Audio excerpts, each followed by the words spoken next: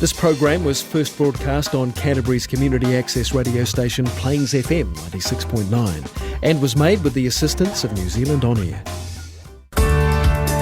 Coming up next on Plains FM is Find Your Bliss.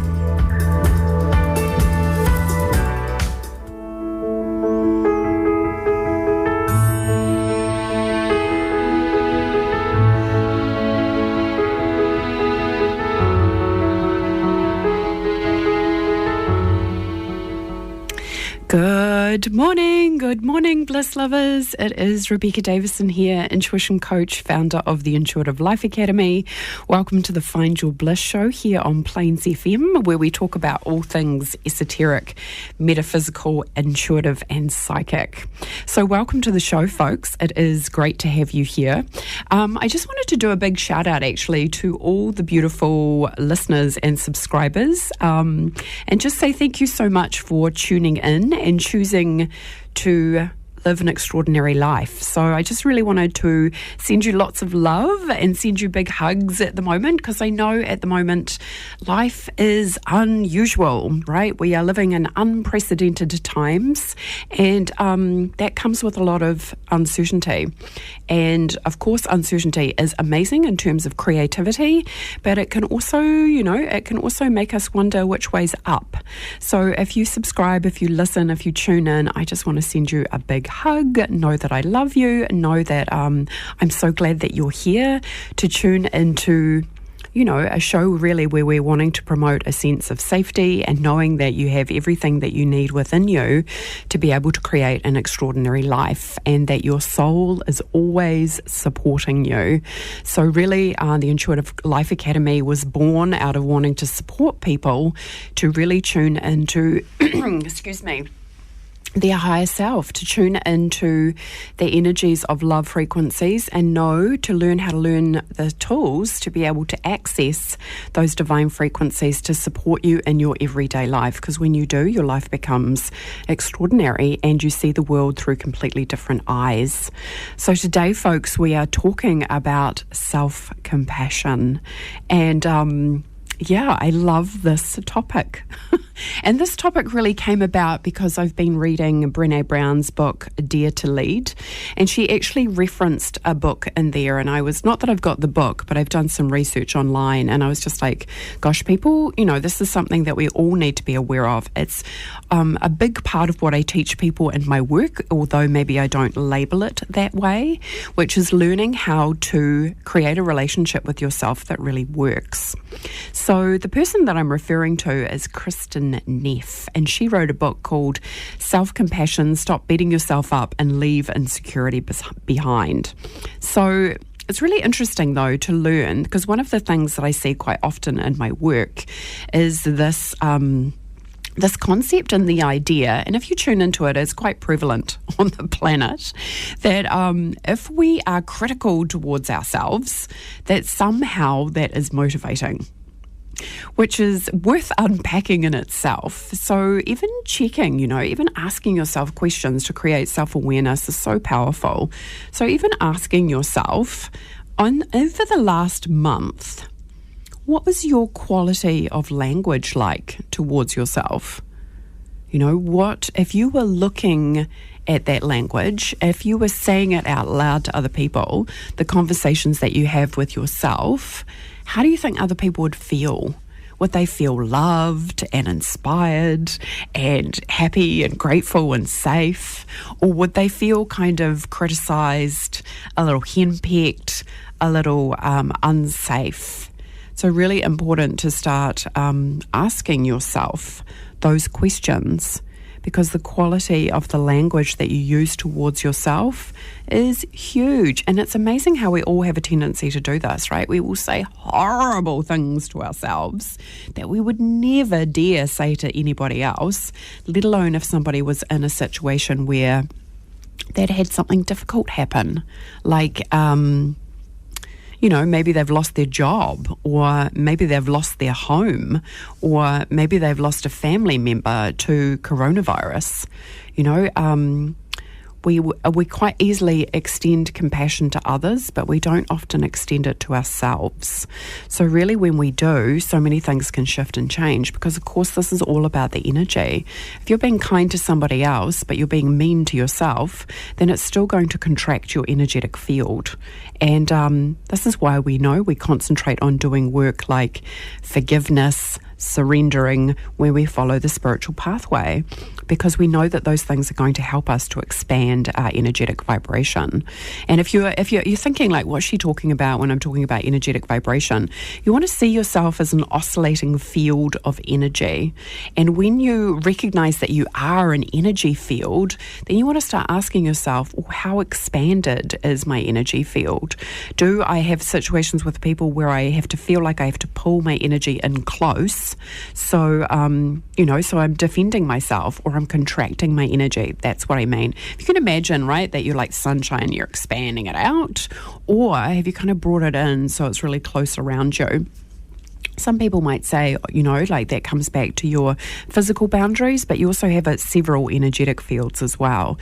So just kind of tuning in and asking yourself, and again, even instantaneously in this moment, just using your imagination to expand your energy out, because it's going to help you to feel better. The people who are having the best time, who are living the most fulfilled lives, their energy is really expanded. They're trusting in life. They're open to receiving life in all its forms. So when we are critical to ourselves, which is of course the opposite of self-compassion, that kind of contracts our energy. It makes us not feel good. We go into fear. We go into thoughts and feelings of failure, self-doubt, negativity, feeling alone, feeling isolating. So let's start looking at some of the myths that are connected to self-compassion. And then we'll start talking about how we can actually step more into cultivating self-compassion. So the number one thing that I see a lot is where people think that it's better to be critical. I know it seems silly even saying it out loud, right? Like, is it better to chastise yourself? And often this can be a learned behaviour. Looking at your parents or your step-parents or your paternal or maternal caregivers, how did they motivate themselves? Did they do it through a bit of the old carrot and the stick? Whacking you on the backside to move you forward to get that carrot. Starting to ask yourself. So really starting to realize that there's actually nothing motivating about criticizing yourself. In fact, in a lot of cases, it just causes extreme anxiety for people, especially people who are sensitive living in this world and planet today, because there's so much going on out there. There's so much dissonance right now, which is great on one level because it means that we're having to dig deep. It means that we're having to get to know ourselves better. It means that spirituality is coming more online in terms of people waking up and moving into a whole different dimension, which is great, which means we're, as a planet, we're moving more into our heart chakra. We're moving more into love frequencies. And often, of course, the precedent before that is conflict, is contrast. What's the antidote to that? Of course, it's love. So wherever there is a need for more love, there's going to be contrast. And that's up to us, to go, what is the solution to this problem? It is love frequency. But the only way to really create that is for us to all take individual responsibility for our own awakening, to be able to go, actually, I do have a choice and I am powerful and I can change the way that I think towards myself. So therefore I can create more love frequency on the planet, not just for myself, but for other people, which is why your greatest transformation, which is why it's so important to realize that your transformation is actually contributing to the planet waking up. So when you actually take responsibility for that, when you step in and go, yes, I'm gonna change the way that I speak to myself. I'm going to practice more self-compassion. I'm going to actually let go of the idea where I think that criticism is a benefit. because it doesn't benefit anybody. You know, would you speak to your children the way that you speak to yourself? Would you speak to your partner? Maybe sometimes you do, right? The way you speak to yourself. Would you speak to anybody the way that you speak to yourself? And it's in those moments of contraction. So it's in those moments of, when things are tough, when you feel like you've fluffed or made a mistake or something's gone wrong. How do you talk to yourself in those moments, right? When we get triggered perhaps, or we're experiencing some shame or guilt. Those are the moments where it really matters. Are you able to bring some kindness to yourself? Because you know what happens when you start doing the old self-flagellation? Do you remember that movie? Which one was it? Was it The Da Vinci Code or was it Angels and Demons with Dan Brown? Oh my goodness. And what's the actor's name? I think it's Paul Bettany. And he is, he's doing self-flagellation with like cat o' nine tails. So he's literally got all these strands on leather with, little spikes in them, I think. And he's literally self-flagellating. That is literally self-criticism 101. It's literally, you're hurting yourself every time you say those words. And what happens is when you start that word process, you go into a downward spiral. Like your energy just starts contracting, and it can be hard to get yourself out of that place. So what we want to do is learn, instead of actually going into that downward spiral, what is a different choice I can make? If I'm at the ledge and I know that it's a pattern or it's familiar to go into that downward spiral and beat myself up, what does it take to be on the edge and go, actually, I can make another choice? I can still be kind to myself in this moment. And one of the most effective ways to do that is to just ask yourself, what would I say to somebody else who is in the same situation?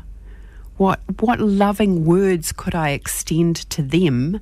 And why is it that I'm not choosing to do that towards myself? Right? What would it take for me to offer what I would offer other people in this situation, no matter what the circumstances? So learning to kind of have that as your number one litmus test. Would I speak to other people this way? And if the answer's no, then how would you speak to them? And what would it take to start doing that towards yourself? And this may seem like elementary, right? It may seem like, excuse me, interesting. Okay. Excuse me. It may seem elementary, but it's also, it's so important what you choose in terms of how you're going to speak to yourself. And do you take the time to think about the quality of your language? Because I tell you what, folks, when it comes to the language that we say towards ourselves, it can always be better. Always. There is always a more kind or a more loving word or statement that you can choose in any given moment. You know why? Because often a thought process is devoid of feeling.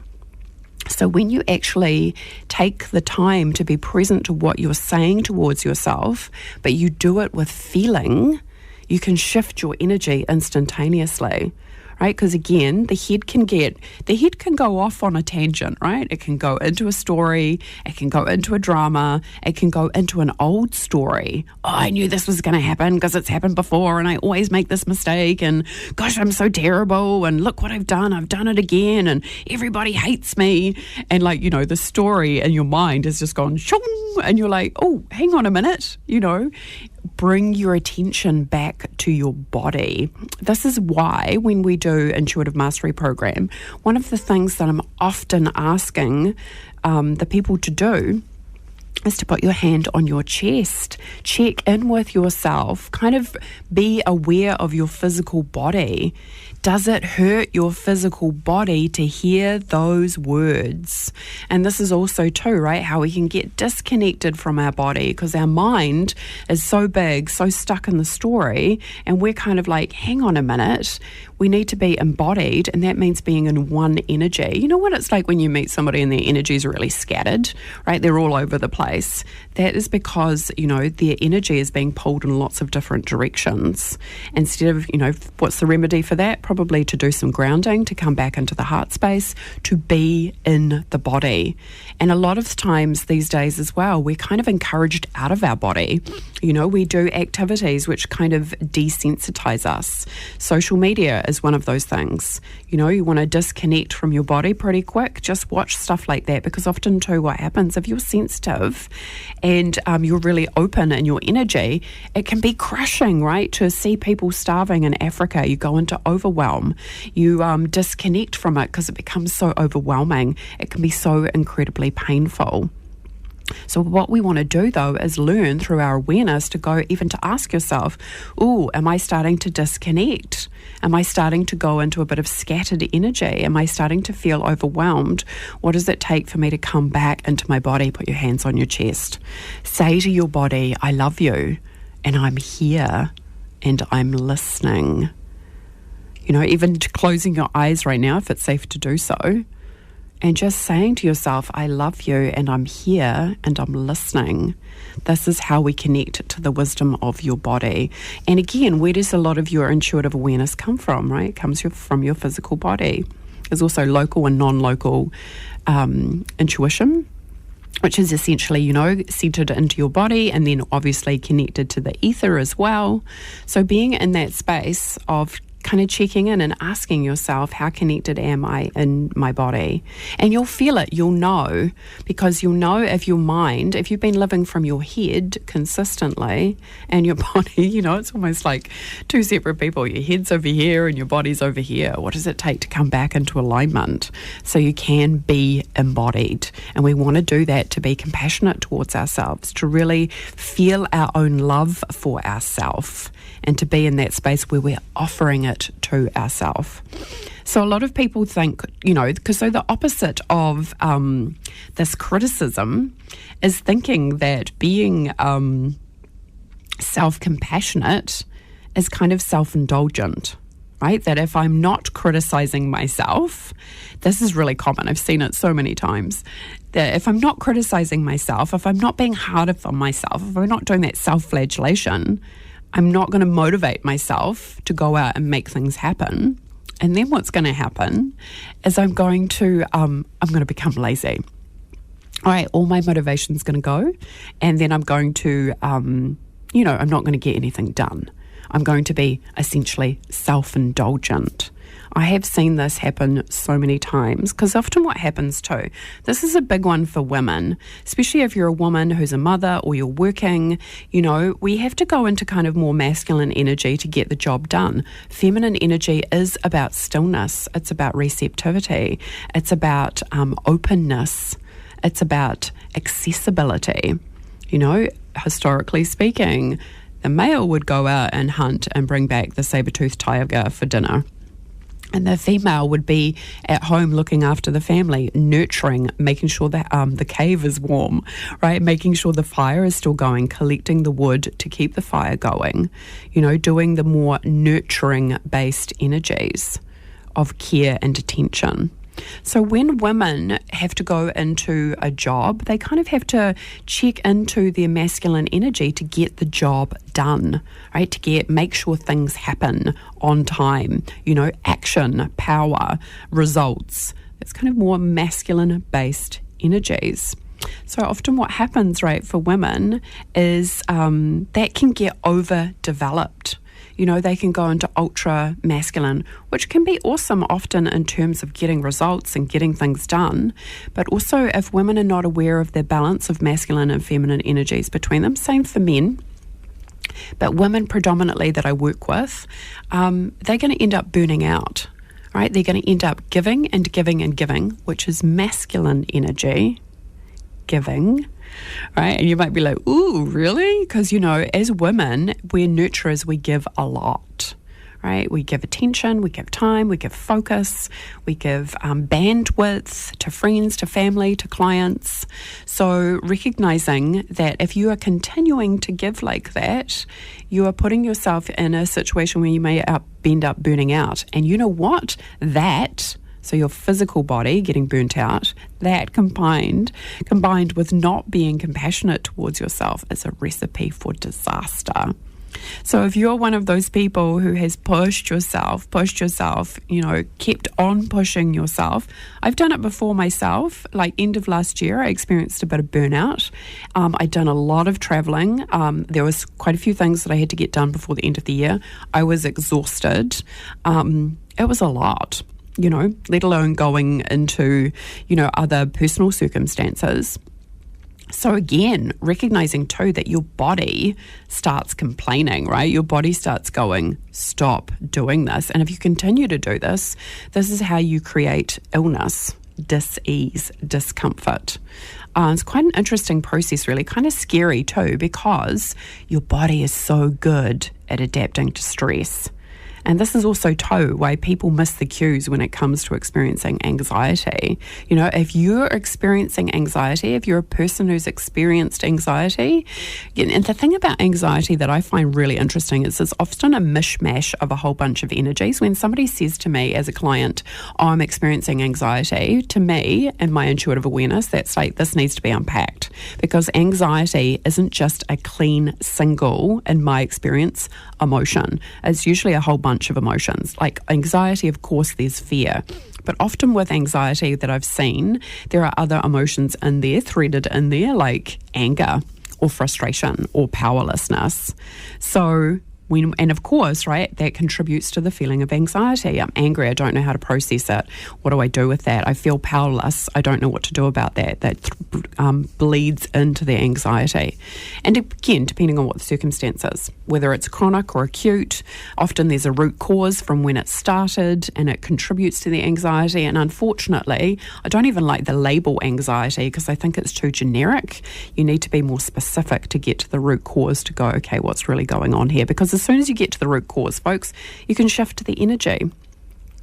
So anyway, looking at that, but if you're in that circumstance, right, where you're creating this anxiety because you keep on pushing yourself and thinking, I don't have any oomph anymore, and you're not being compassionate towards yourself, that's like a fireball, right? You're going to hit the brick wall and smash into smithereens. If you are in that space yourself at the moment, folks, right, if you're thinking, I just have to keep on pushing myself, this is a wonderful time to practice some self-compassion. And also too, because it feels like even if you stop, that you might become overwhelmed. So maybe you're one of those people who keeps on pushing themselves because you want to be busy, because the emotions frighten you. I can guarantee you, if you're feeling fearful of your own emotions, they are not there, but your emotions aren't there to beat you up. They're actually a guidance system. Maybe you do need to sit down and have a big cry because you've experienced a lot of loss recently. Maybe you need to kind of hold your own hand for a little bit and allow the emotion to come out. I was talking to the tribe on Monday, my intuitive mastery peeps, and just talking about how I've got to that point in my life where I'm really good at feeling my feelings. I was in a cafe on Monday with my mum, bawling my eyes out, because there was a lot of emotion coming up. I do not hold it back. I do not sit there in self-consciousness. I do not judge myself. I just sat there with my mum crying, and I'm okay with that, right? There's no shame in that because that's the emotion that I was feeling at that time. I'm actually pretty good at crying in public. I had a moment, right, once when I was having an experience with, I was having a text conversation with my brother, actually, and I was in Sydney Airport, and I just cried. It was a long flight. I was waiting for my bags.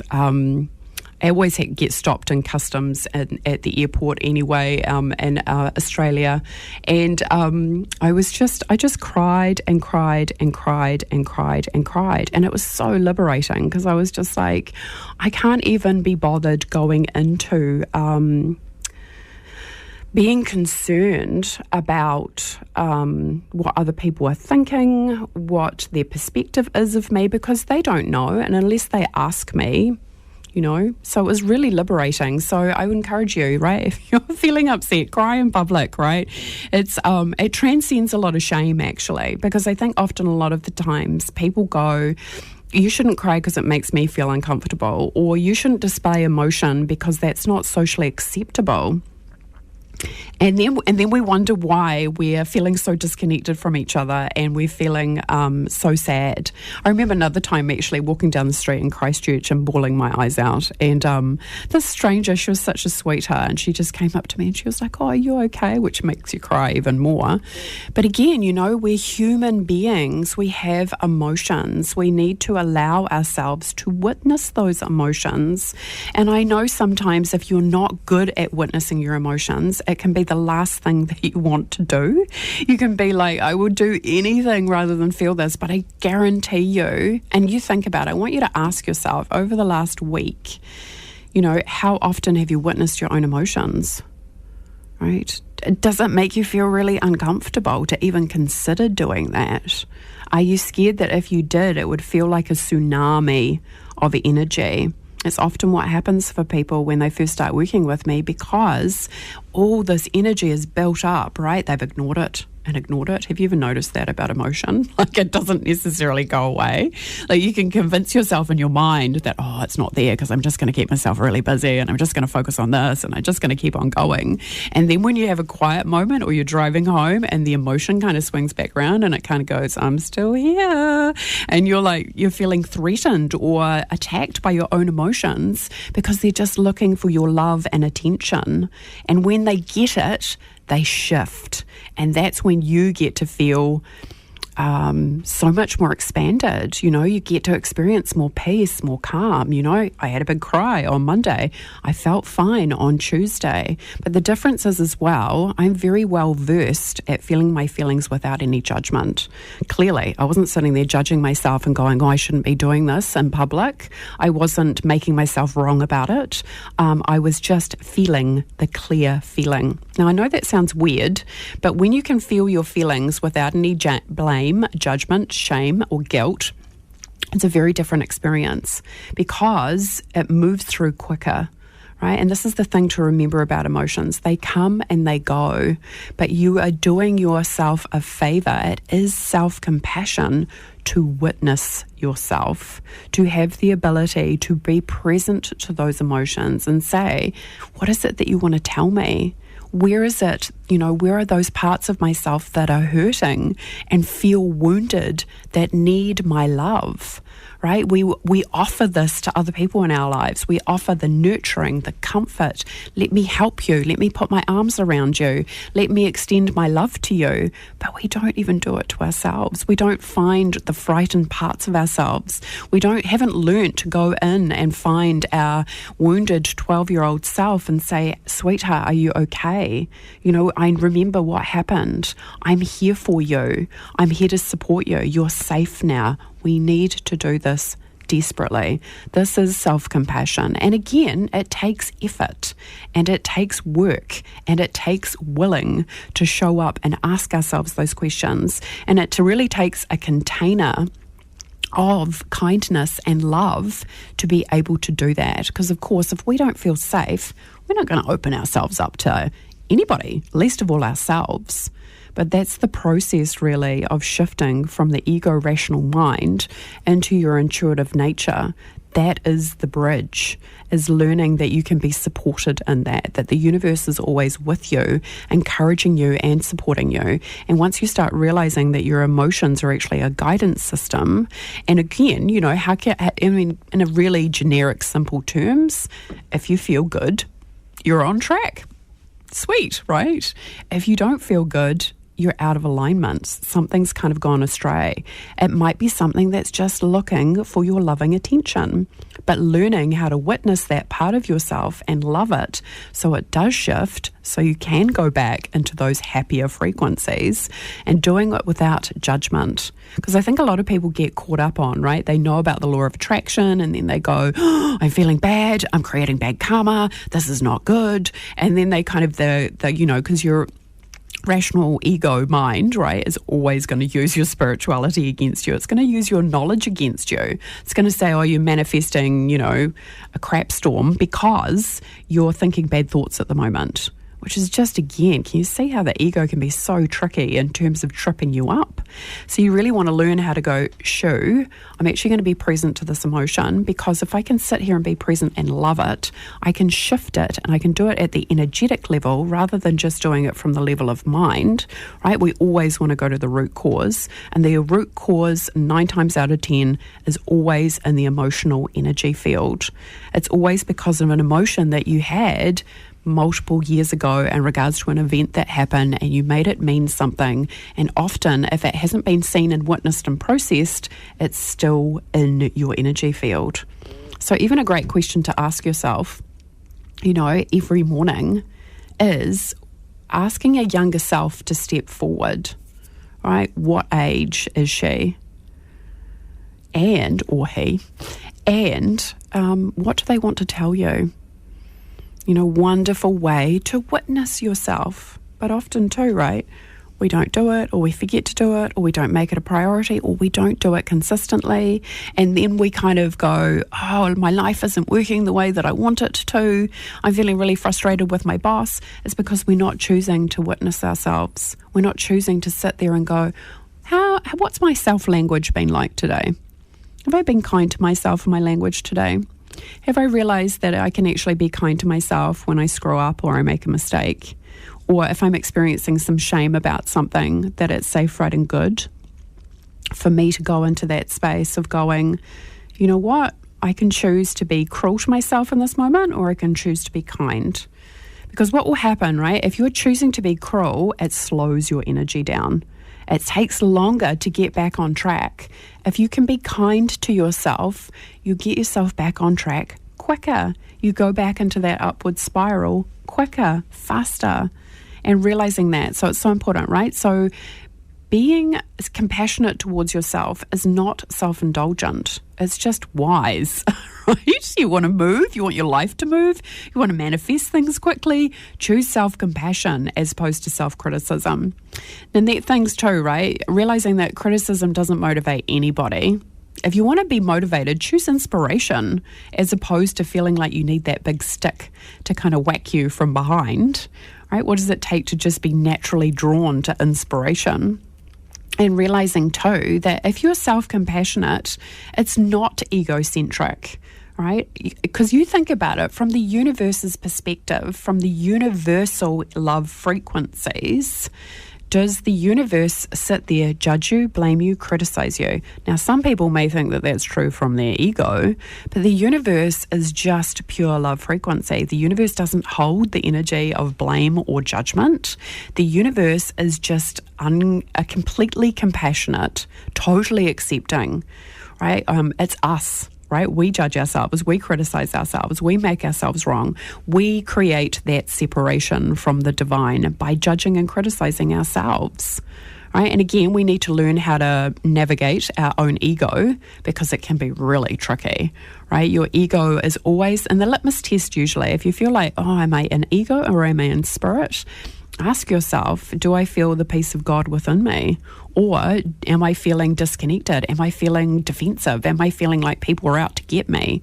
That's usually the sign of the ego, right? When you are in spirit, you're going to be feeling peace, calm, love. Like, this place is awesome. I love this life, right? This is amazing. What a trip, right? As opposed to like, oh, I can't believe what that person said. And, what am I going to do tomorrow? Because, the future is scary. That's all the ego talk. All the talk about focusing on things that create fear, separation, doubt, disconnection. That's kind of the litmus test. Am I in love frequencies or am I in something less than that? And again, it's okay that sometimes we realize that we have been living predominantly from our ego. That's okay too. Awareness is everything. And when you have an awareness, you can make a choice. And you can make the choice and go, what would it feel like to live from my spirit? What would it feel like to live from my intuition all the time? What would it take to see the universe or the planet or other people the way God does? If I had God's eyes, how would I see the world? Would I be extending love to it? Can you see? I don't know if you can feel that shift into correct thinking, which is seeing the world the way that the universe or God, source, whatever you want to call it, sees it. which is an amazing creation full of love. Like, this is God's creation, right? God has nothing but love for us. And I know some people get charged on the word God, but it's, it's helpful rather than saying consciousness or source or universe sometimes. I don't see God as, a man in a wee white robe on a cloud. Right? God is just energy, everything, all inclusive. So being in that space, though, too, of going, what do I need to do today? Do I need to start talking to my inner self more and just check in? This is why I'm constantly asking my clients all the time, how do you feel? How do you feel? How are you feeling? How's your body feeling? How's your mood? How's your energy? How expanded are you? How open are your chakras? How are you feeling? Why? Because that's one of our primary senses that we use to operate through the world. How are you feeling? You know instantly if you feel good or not. You want to get really good at identifying that. So if you're not feeling good, you can be aware of that and go, oh, something's happened and it's kind of pulled on my energy, or I feel a bit flat now. So when you have that awareness, you can make a choice and you can change it. And this is how we can shift our vibration instantaneously. We have to have awareness first to know what's up before we can actually take some action on it. So folks, today we've been talking about self-compassion. We just talked about some of the myths, right, which is that it's self-indulgent to be self-compassionate, that self-criticism somehow is more motivating than self-compassion, which is not true either. And of course, the last being that, it's kind of egocentric. A lot of people too, when we start doing the work, they think that it's selfish to focus on yourself. But when you realize that your perception of reality creates your life, you want to be very self-focused, right? You can still love people, you can still show up, you can still give, right? But you want to be very aware of your own filter and perception of reality, because that is what you are viewing everything through. If that filter is dirty, you want to do some housework, right? You want to be able to see clearly. You want to even be able to ask the question, what's it going to take for me to come into perfect vision? What would it take for me to see other people and life and my life experience through the eyes of the divine? Like, when you're asking those questions, you're just going to open up so much energy. And often too, right, people will say to me, oh, I asked this question and then all these terrible things started happening in my life. No. What's happening is the universe is reshuffling, right? It's helping you to get to that end goal. For example, if you ask that question, which is a big question, right? Show me the truth. The universe will often show you things that your ego will go, that doesn't feel good. That feels horrible. I feel upset. I feel sad. And what it's showing you is that it's about your perception, right? It's about your filter. So it's helping you to see that you have this perception, this filter. So therefore you can go, oh, wow, look what I'm doing in this circumstance. Look at how dirty my filter is. I need to give that a clean. When you do that and you can see the situation for what it is, woof, the whole situation shifts. So again, we're that powerful. We are that powerful that we can go, you know what? I can ask questions and open up my awareness and my understanding and literally see the world a whole new way. Don't you think that's a great question? How would I be seeing this if I was seeing it from the divine perspective? One of my mentors and coaches that I absolutely love is a guy called Aaron Abke, and he says that too, right? That all suffering occurs from too limited a perspective. And you think about it, when we go into divine perspective, like the universe is constantly expanding. It doesn't know contraction. So scientific fact, right? The universe is always expanding. So from our perspective, what we need to do as humans is we need to expand our perspective to be able to see the whole truth. And also too, what can often freak people out a little bit, especially when they're going through that spiritual awakening process, is when you expand your energy, you realize how powerful you are, right? That your soul is way bigger than your body. It goes out into the universe, right? And here you are thinking that you're just this limited physical being, but your soul's going, but hey, we're much bigger than that, right? We're way more powerful than that. I'm an infinite being that has a body. So when you start tapping into that energy within you and your body starts going, oh, because it can feel the truth, right? And everything feels like it's starting to open up. It's amazing, right? And it's also it can be a little bit like, whoa, my reality is a lot bigger than I'm giving it credit for. It's kind of like watching, you know how sometimes people go to the movies and they record the movie through their video camera and then they put it on YouTube or something? It's kind of like that, and then realizing that your life is this vast, spectacular experience, and you've been trying to view it through something that's kind of convoluted. So when you're actually starting to go into that space of realizing that there's so much more available to you. And one of the ways to do that is to even ask yourself, the question which is really, really good, which is, what would love do now? Or how would somebody who loves themselves, what would they say to themselves 24/7? I used to have that on my bathroom mirror for a long time, right? What would somebody who loves themselves do now? And because sometimes loving yourself means saying no to other people.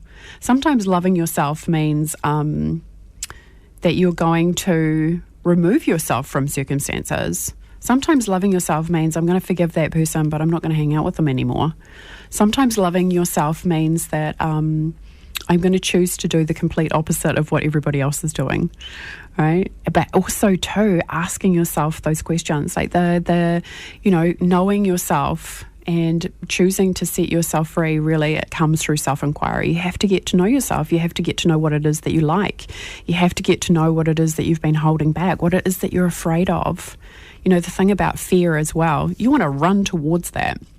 And a lot of people would be like, well, that's not self-compassionate. And I think it truly is, because when you run up to it, it disappears. It was Mark Twain, right, who said that 98% of the things that we're afraid of don't even come to pass.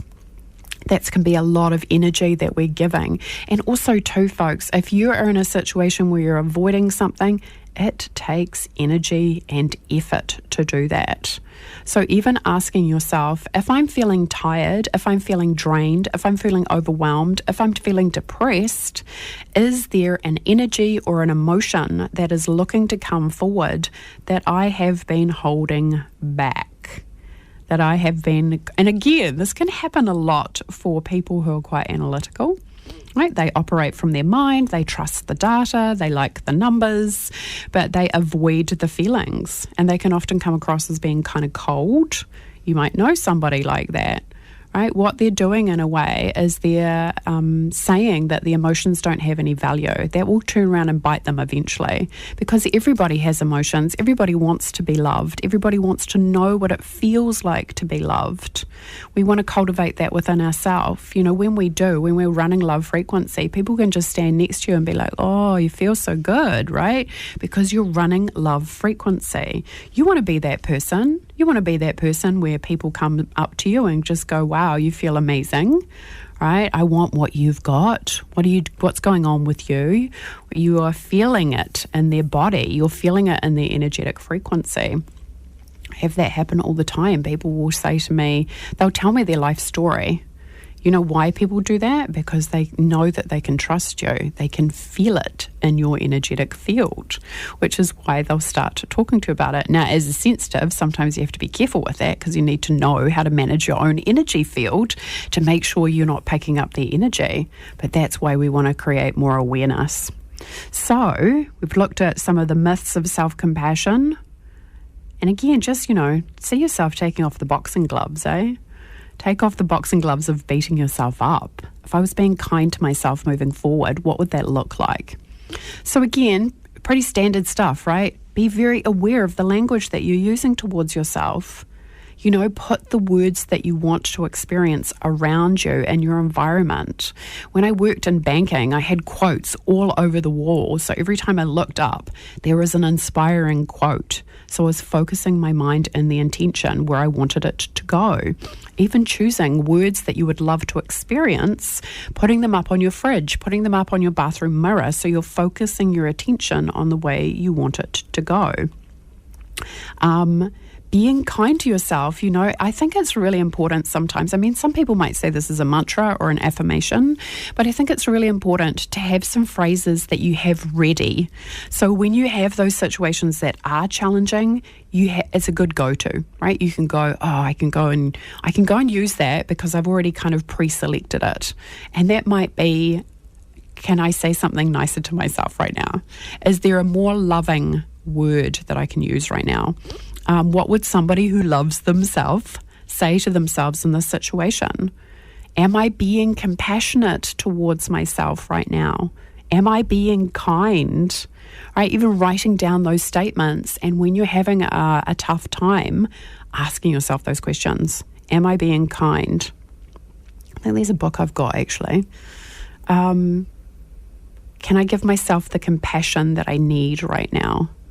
And this is really powerful, and it might seem simple, but it's really powerful when you're in the moment and you're going into that downward spiral. It's kind of like, the universe offering you a hand out of it to be able to go, actually, I can choose to be compassionate towards myself in this moment. Instead of beating myself up, which you're probably really good at doing, because most people are, it's the default position, isn't it? Like, oh my God, you've screwed it up, or you've done something wrong, or those moments, right, where you feel intense shame, or you feel intense guilt. Because as the saying goes, hurt people hurt other people. So we need to learn how to be more compassionate to ourselves so we don't end up hurting ourselves and the people around us. They say that too, right?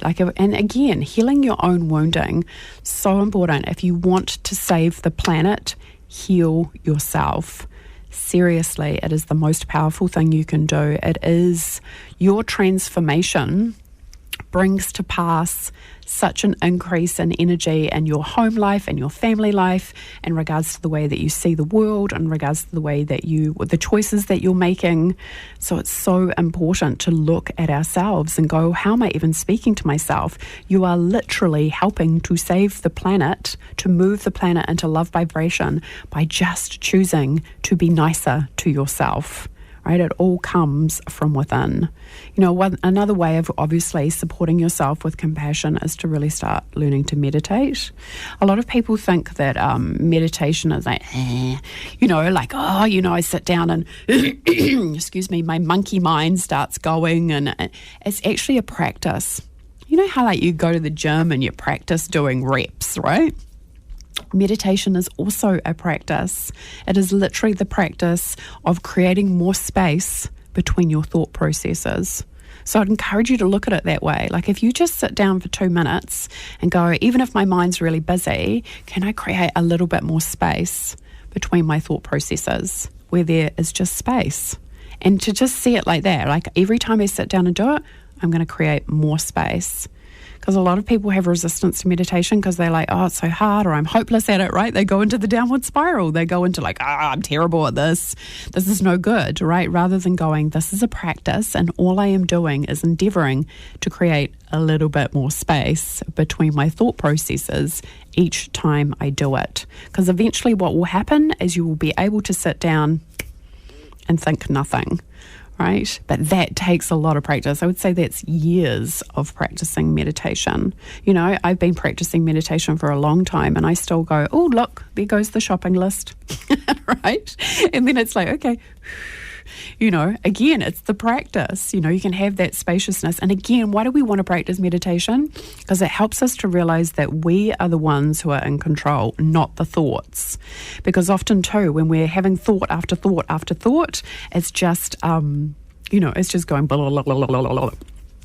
So really to create more space and to be in that space of increasing your compassion. So again, watching what you say to yourself, asking yourself some good questions, right? What would love do now? What's a compassionate thing I can say to myself in the moment if I've been triggered or I'm experiencing some shame and guilt? What would I say to somebody else if they were experiencing the same thing? Write it out and have it ready so you can see it. So if you are having one of those moments, if you walk into the bathroom mirror is really good for that, right? Because we're often in the bathroom. So, to write that on your bathroom mirror or even on your, I had no problems about putting it all over my desk, right? Because it was about me helping me to focus my attention on where I wanted it to go. But really putting it in a place that you can see it, right? That, am I being kind?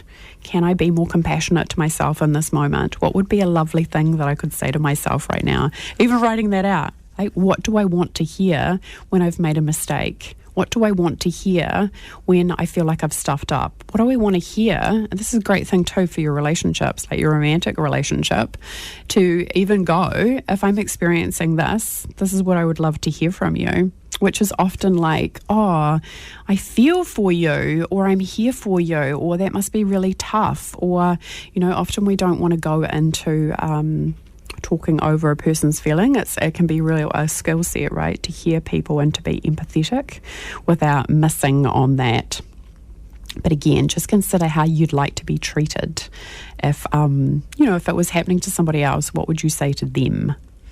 So thanks, folks, for tuning in. I pretty much am on time. I've got 4 minutes remaining. I can't believe that hour just went like that. That was amazing to talk to about self-compassion, and I think it's such an important skill set because, again, it's all about your relationship with self, and even to ask yourself those questions. How would the universe see this situation? What would the universe say to me in this situation where I'm experiencing shame or guilt? Because the universe doesn't judge, right? It's just all loving, all accepting. So what does it take for us to come into alignment with that so we can see ourselves the same way? So a couple of things that I wanted to speak to before I wrap up today. Of course, you're always welcome to join us in the Facebook group and the Intuitive Life Academy. Just search for the group and ask to join. It's a private community where we show up there every day, totally free. It's just all about supporting you into moving into a higher vibration. I did want to speak to Greece a little bit. I set the intention to run a retreat in September this year, and that has not come to pass, obviously, because of Corona. So at this point in time, I'm looking to extend it at least a year. I'll have more information on that in the Facebook group as well. But even the idea of going on a retreat right now just seems so amazing. And it's awesome too, in a way, isn't it? When you lose the access to something, how much more you appreciate it. So if you're the kind of person who would love to come and hang out and talk about all things spiritual, metaphysical, esoteric and psychic, then that might be something that you're interested in for next year. It is in Greece, in Crete. Obviously the details aren't there yet, but it's going to be only a small number of people, probably a maximum of 12, I think. So if that sounds something like you'd like to put into your future to be able to create something wonderful to look forward to, do come and join us in the Facebook group and let me know. You can always connect with me on my website, which is www.rebeccadavison.life. If you've enjoyed this, do come into the Facebook group and let me know, what do you want more help with? What would help you to raise your vibration in the fastest way possible? One thing that I really love talking about is how do you go from trauma to living the life of your dreams, because we all experience trauma in some way, shape or form. We're all wired differently, so we're all going to respond to it differently. But how do we shift from that into literally, oh my goodness, my life is amazing. I'm running divine frequencies through my body. I'm completely psychic and intuitively aware, and I can see the universe and the world through completely different eyes and create what it is that I want, because I know without a shadow of a doubt that I'm a creator being in a body. If that sounds of something like of interest to you, do come and join us in the Facebook group so we can support you on a day-to-day basis. All right, Facebook, thanks for tuning in. I'll look forward to catching you guys again later. I'll just finish up and say bye-bye there.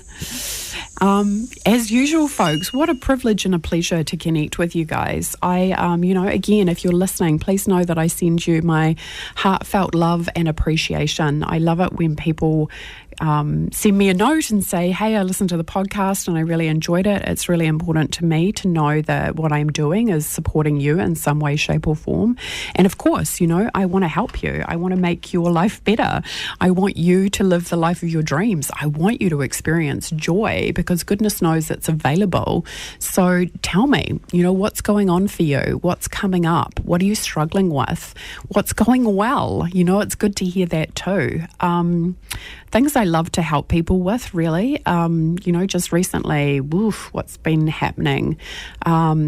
Shifting people out of depression, shifting people out of traumatic experiences, shifting people into more abundance. Again, I used to work in banking, so I help people quite a lot with money blocks, which is super fun because it's taking something that's intangible and making it tangible, because how do you know? Because the money shows up in your bank account, and really tapping into those divine frequencies of going, I am on a path and this is my goal, and anything that's standing in my way, you can be guaranteed it'll be one of two things. It will be a limiting belief, or it'll be an energetic block. Right? Something in your energy field that holds you back from experiencing what it is that you want. So you might be able to tell I'm kind of passionate about the work. I love supporting people into the highest version of themselves, which is quite simply divine. So I'm sending you so much love and light, folks. You have an amazing day. Keep warm out there if you're in Christchurch, New Zealand. If you're anywhere else in the Northern Hemisphere, I hope it is sunny. And I hope you're having an amazing day and an awesome week. And we'll look forward to connecting to you again soon. Lots of love, folks. Bye for now. Bye.